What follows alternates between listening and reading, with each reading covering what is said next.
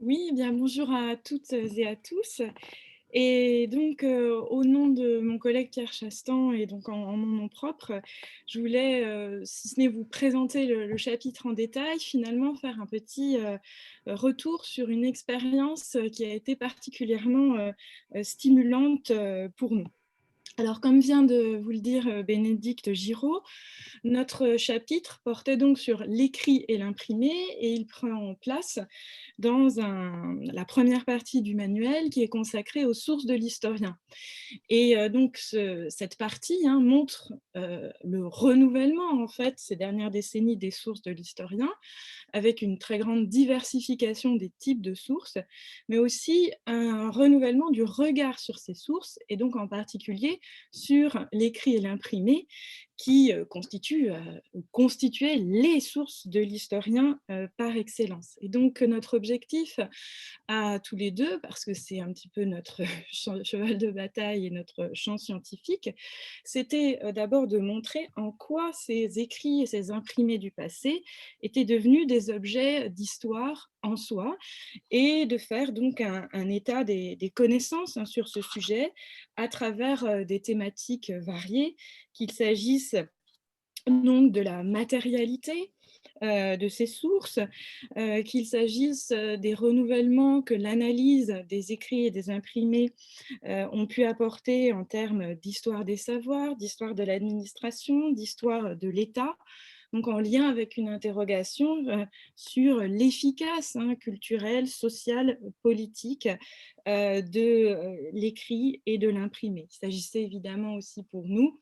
de rappeler les fortes interactions entre l'écrit et l'oral, et dépasser donc des oppositions trop faciles entre ces types de pratiques. Mais notre idée, donc en faisant cet état transversal des connaissances nouvelles sur les pratiques d'écriture, c'était bien sûr de nourrir la réflexion des jeunes historiens en herbe sur les sources qu'ils utilisent. Parce que ce renouvellement, cette constitution de l'écrit en champ d'histoire en soi, a du sens aussi si ce qui en résulte est réintégré dans la manipulation de ces sources par l'historien. Alors, une expérience particulièrement stimulante pour nous deux aussi, parce que le point de départ de la proposition qui nous a été faite par les coordinatrices, c'était le fait que nous avions déjà un cours sur le sujet, tous les deux, et que nous nous sommes donc finalement confrontés à la nécessité de rassembler sous un format très différent ce que nous développions d'habitude sur 12 séances. Alors à certains égards, on avait donc un format plus réduit en termes de signes, mais aussi finalement un format beaucoup plus ouvert, puisque nous avions la possibilité de lier le visible et l'invisible, comme on le disait tout à l'heure, de déployer en fait la réflexion en réseau grâce aux ressources associées au chapitre et aux nombreux liens que nous nous sommes vraiment beaucoup amusés, mais au sens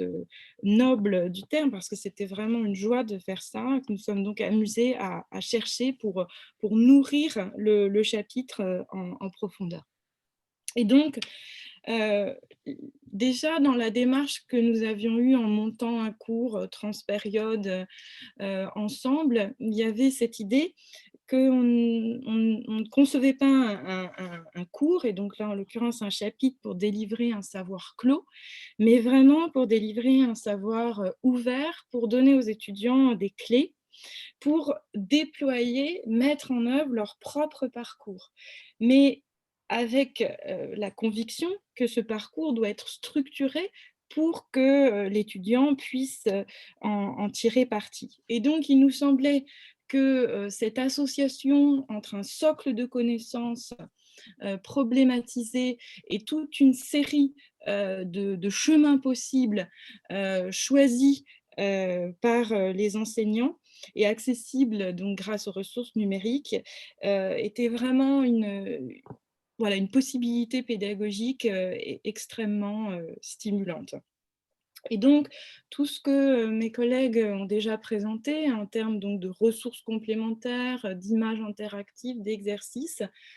participait pour nous de toutes sortes de possibilités de mise en situation ou d'activation de ce parcours dans l'écrit de l'Antiquité à l'époque contemporaine que nous avions conçu.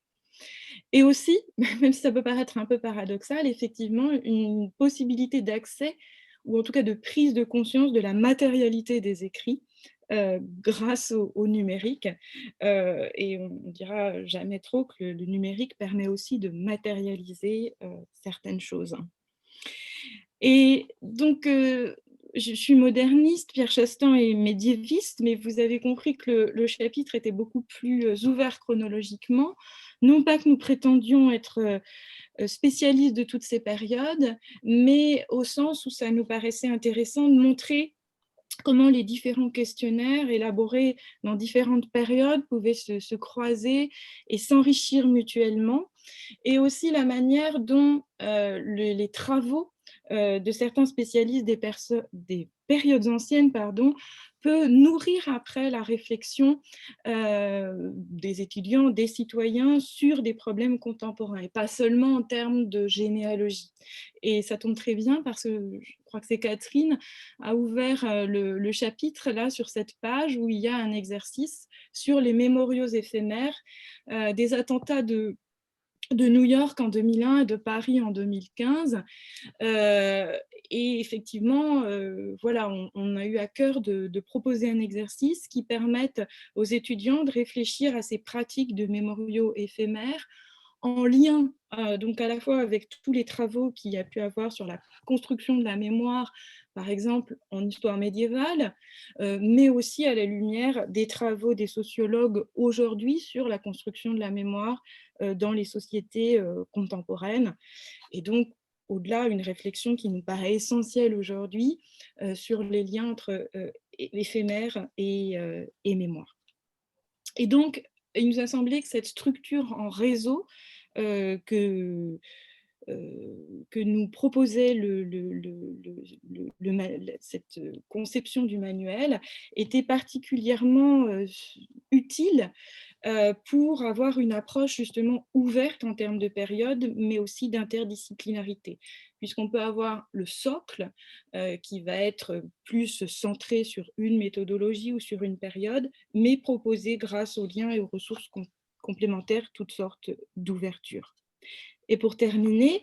donc je vous disais que le point de départ de ce chapitre, ça avait été un cours. Et donc maintenant, c'est de nouveau un cours, mais qui a donc été complètement transformé par l'écriture même du manuel, puisque nous testons déjà ce semestre et à distance la lecture du chapitre et la saisie des ressources et des exercices par les étudiants. Et donc, on mesure le gain en termes de pédagogie, avec donc la possibilité d'inverser un peu les choses, puisque les étudiants prennent connaissance d'une section du chapitre à l'avance, peuvent ensuite en discuter avec nous. Nous pouvons travailler en commun sur un des exercices et donc initier les étudiants à la manipulation de différents types de ressources, de différents types de sources. Donc là, le codex, c'est moins mon affaire que celle de mon collègue. Mais voilà, par exemple, sur les lieux de l'écrit, j'ai eu l'occasion, voilà, avec les étudiants, de travailler sur le site web de l'historien Robert Darnton sur les archives de la Société typographique de Neuchâtel. Et donc, ça permettait à la fois de les initier à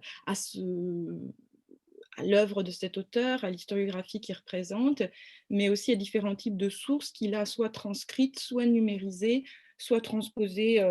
sous forme de cartes sur son site web. Donc la démarche peut être réinvestie et constamment aussi réajustée en fonction des étudiants et des idées, de leurs suggestions, de la manière dont ils saisissent des exercices et des idées supplémentaires qui nous viennent à nous en pratiquant. Voilà, je m'arrêterai là, parce que j'ai peut-être déjà dépassé mon temps de parole.